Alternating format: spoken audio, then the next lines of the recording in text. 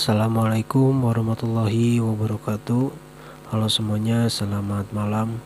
Kembali lagi bersama saya.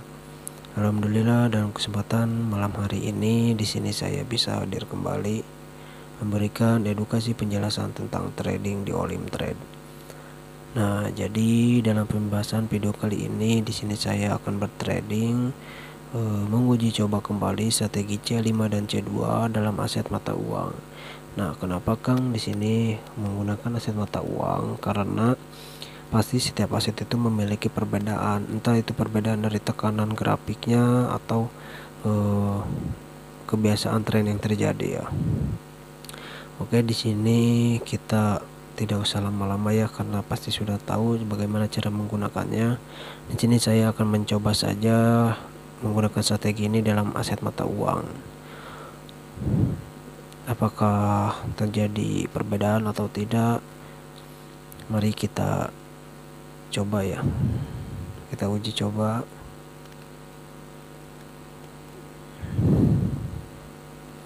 Ini sepertinya malam hari ini dominan terjadinya tren kuat naik dan tren kuat turun ya.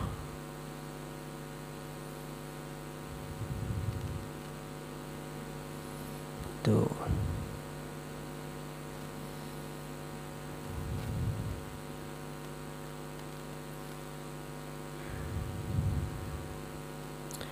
Belum ada tren yang sedang terjadi sideways. Oke ya, C5 sudah terbentuk, sudah terjadi. Maka kita tunggu C2 nya ya, candlestick konfirmasi. Kita lihat dulu garis support dan resistnya.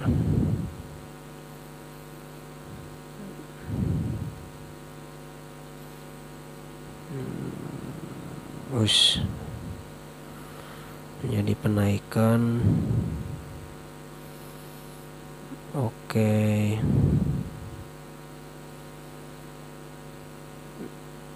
Nah, di sini kan saya menggunakan strategi C5 dan C2, di mana ketika C2 itu candlestick konfirmasi itu berhasil menembus garis resist atau garis support. Jika candlestick C2 itu menembus garis resist, maka kita pun posisinya buy. Tapi jika tidak menembus garis resist, kita pun posisi sell. Dan jika candlestick 2 itu menembus garis support, kita open posisi sell. Jika tidak berhasil menembus garis support, maka kita open posisi buy. Nah, tetapi di sini kita lihat jika C2 ini menjadi candlestick berwarna merah, kita sudah bisa mengetahui bahwa candlestick C1 dan C2 itu membentuk garis resist baru. Nah, di mana candlestick selanjutnya ini di C3 open posisi kita akan searah dengan peraturan strategi C5 dan C2, karena candlestick 2 ini berada di atas garis resist ya. Kita akan open posisi buy di detik 00. Jika di candlestick ketiga ini loss, kita kompensasi di candlestick keempat ya. Maksimal kompensasinya itu yaitu level 2 kali kompensasi. Jika 2 kali kompensasi itu masih saja terjadi loss, maka tren itu tidak sesuai dengan strategi yang digunakan. Maka kita cari lagi aset yang sesuai dengan strategi yang akan digunakan ya. Trennya harus terjadi tren sideways. Oke, kita lihat.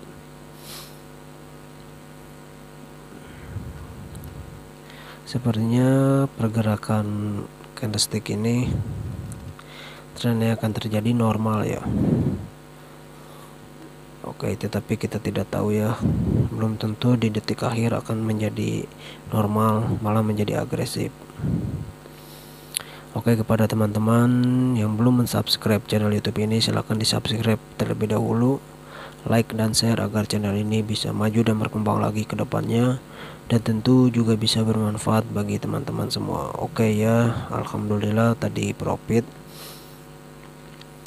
karena di candlestick kedua ini berada di atas garis resist candlestick kelima, yaitu dimana candlestick konfirmasi itu menandakan kita open posisi buy. Sudah jelas ya, karena di candlestick pertama ini di C1 itu sudah berada di atas jauh garis resist candlestick kelima.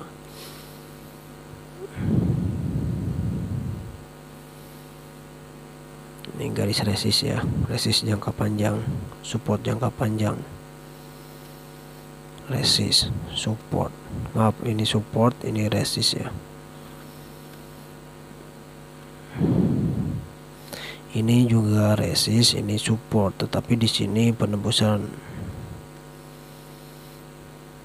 Jika candlestick kelima ini menjadi candlestick berwarna merah, maka akan terjadi resist baru.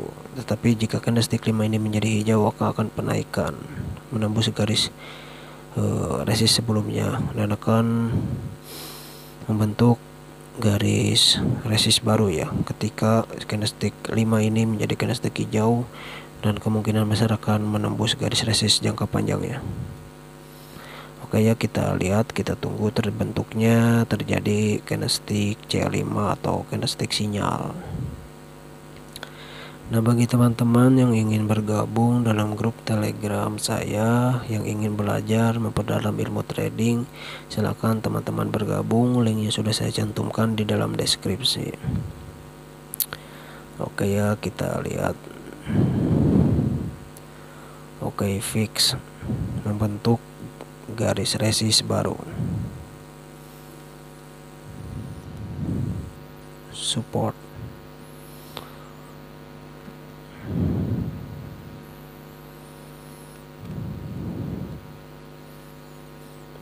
Oke, ini bisa juga disebut momen strategi support dan resisten jangka pendek ya. Tetapi karena di sini saya fokus menggunakan strategi yang memprioritaskan strategi utama, yaitu strategi candlestick 5 dan candlestick 2 atau C5 dan C2. Baik, kita fokus ya. Nah, seperti ini saya suka nih kalau keadaan tren yang seperti ini nih. Jadi keberadaan strategi yang digunakan, peraturan yang akan digunakan itu keadaan trennya itu, candlenya itu pas sekali ya, posisinya itu berdekatan dan tidak jauh beda bentuk-bentuk pola candlesticknya. Oke, di sini C5, ini C2. Apakah C2 ini bisa menembus garis resist?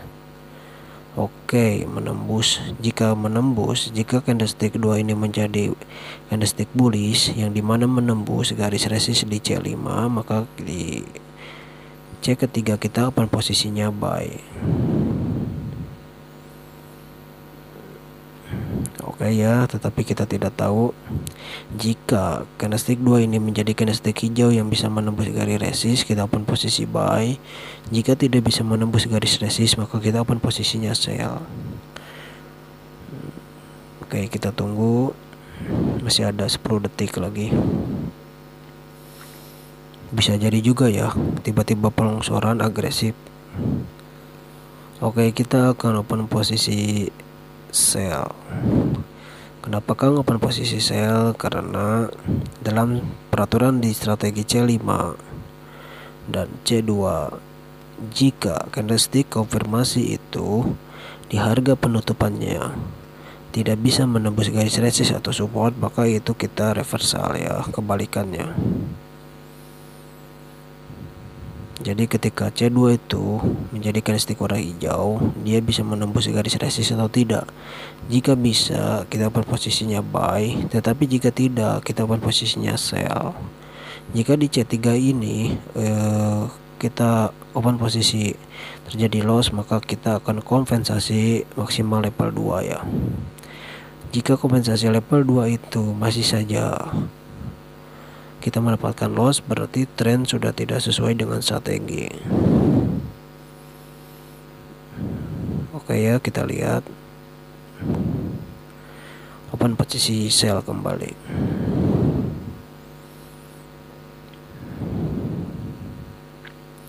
Kompensasi level 1 ya, tetapi saya di sini tidak menambah nominalnya, karena ini hanya percobaan, hanya uji coba, tes. Dan untuk melihat keadaan trennya ya, maka teman-teman silakan dilihat baik-baik. Jika keadaan trennya seperti ini, menggunakan strategi C5 dan C2, jika kompensasi level 2 ini loss, maka tren seperti ini tidak akan bisa digunakan ya. Oke, kita lihat ya, apakah kompensasi level 1 ini akan berhasil atau tidak. Jika tidak, kita kompensasi yang level 2.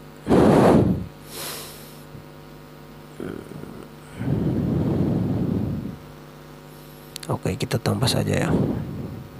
Aduh ngelag.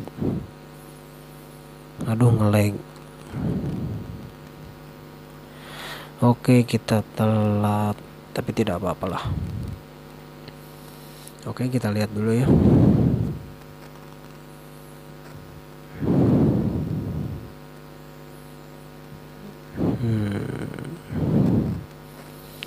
Kita lihat di detik 20-an. Jika detik 20-an masih terjadi candlestick berwarna hijau, maka itu berarti di candlestick ini akan menjadi penembusan ya.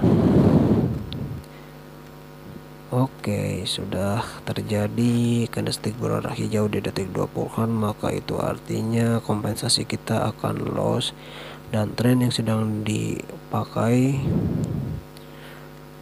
tren yang sedang terjadi ini ya tidak sesuai lagi, maka kita ganti aset.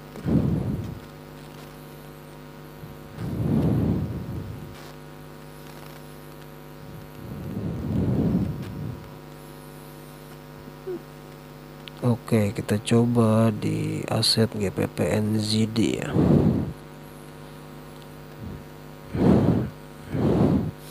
Oke, ini adalah open posisi terakhir ya.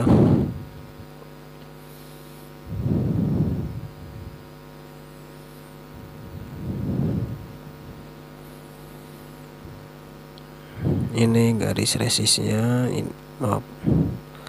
ini garis resist, garis support di candlestick kelima ya, candlestick sinyal. Maka kita tunggu candlestick kedua, candlestick konfirmasinya. Ini adalah garis resist. Itu adalah garis resist jangka pendek ya.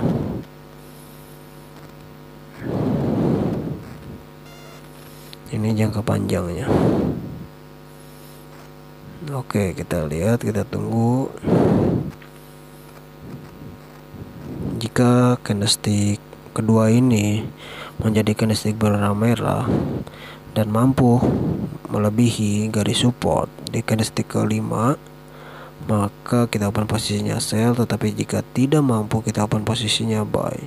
Sebaliknya, jika candlestick kedua ini menjadi candlestick berwarna hijau, mampu menembus garis resist di candlestick kelima, kita open posisi buy. Jika tidak, kita open posisinya sell. Oke ya, ini adalah open posisi terakhir karena durasi sudah 13 menit. Oke, kita akan open posisi sell. Kita bom ya, jangan ragu-ragu. 5, 4, 3, 2, 1.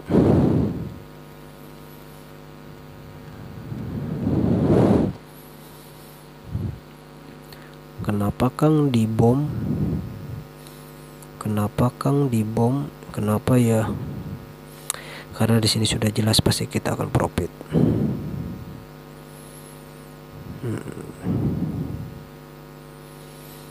Ini adalah garis support jangka panjang. Ini garis resistnya ya. Ini yang garis resist sebelumnya. Oke, nah jadi ya kita harus benar-benar memperhatikan keberadaan garis support dan resist jangka panjang dan jangka pendek, karena strategi apapun tidak akan bekerja dengan baik ketika si candle yang sedang terjadi itu membentuk garis support atau resist harga baru ya. 6, 5, 4, 3 profit, 2, 1. Oke.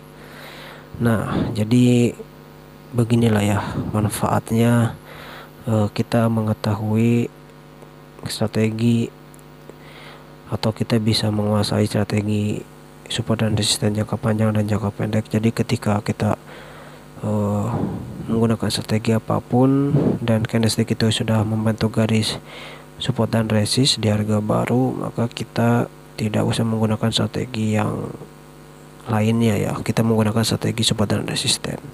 Tetapi jika candlestick yang terjadi itu belum membentuk atau belum terjadinya garis support dan resist harga baru, kita baru menggunakan strategi yang kita gunakan, seperti itu ya.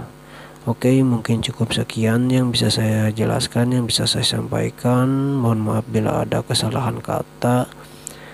Terima kasih. Wassalamualaikum warahmatullahi wabarakatuh.